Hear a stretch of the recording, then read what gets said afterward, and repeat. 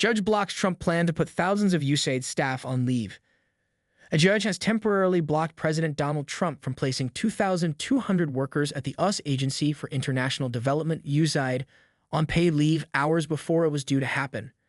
Judge Carl Nichols issued a limited temporary restraining order in response to a last-minute lawsuit filed by two unions trying to save the agency. The order will remain in place for a week until 14 February at midnight. Trump has argued that Usaid, the overseas aid agency, is not a valuable use of taxpayer money and wants to dismantle it, with plans to put nearly all of the agency's 10,000 employees on leave except 611 workers.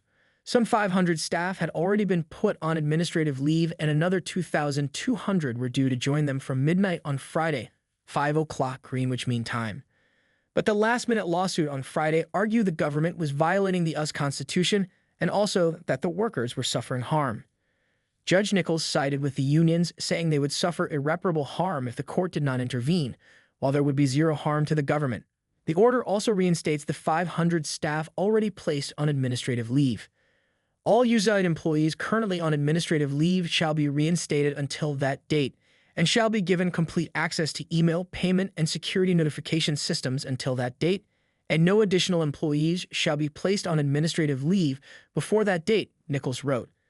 The judge will also consider a request for a longer-term pause at a hearing on Wednesday. It is unclear from the court order what will happen to the agency's remaining staff. As the ruling came, officials had been removing and covering Usaid signs at the organization's headquarters in Washington, D.C.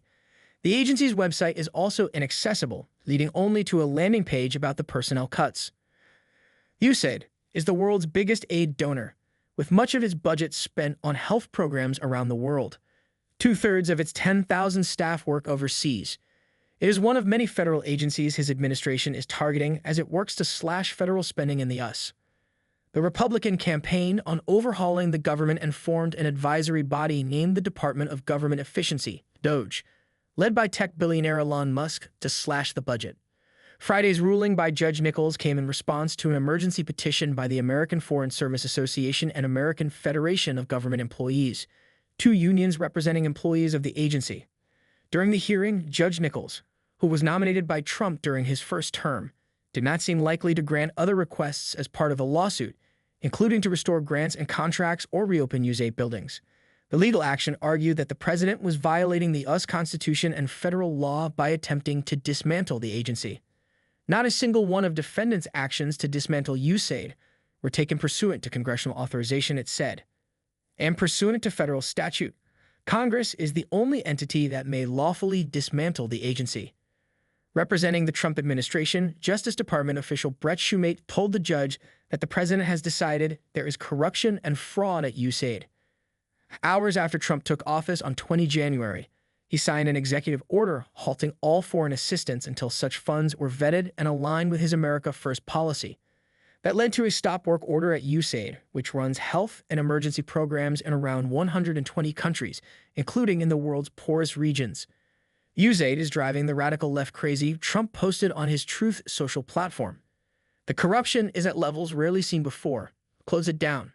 But Samantha Power, who was Usaid chief under former President Joe Biden, wrote in a scathing New York Times opinion piece, "We are witnessing one of the worst and most costly foreign policy blunders in US history. The US is by far the biggest single provider of humanitarian aid around the world. Usaid's budget amounts to around $40 billion, about 0.6% of total US annual government spending of $6.75. The head of the United Nations Program for Tackling HIV/AIDS told the BEPS the cuts would have dire impacts across the globe.